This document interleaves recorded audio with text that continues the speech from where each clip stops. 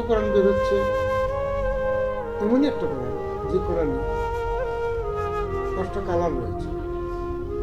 যেমন হালাল, কোরআনে যত হালাল সম্পর্কে আলোচনা করা হয়েছে সব হালাল সবুজ।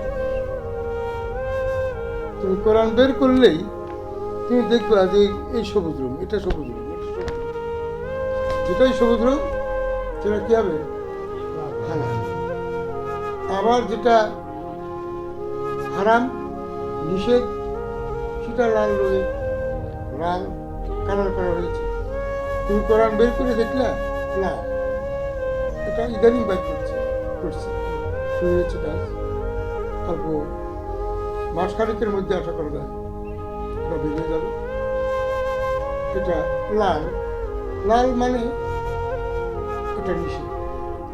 আল্লাহ পাক যতগুলো আয়াতে নিষেধ করেছে প্রত্যেকটা নিষেধের কাছে ওটা আমরা লাল কালার করছি।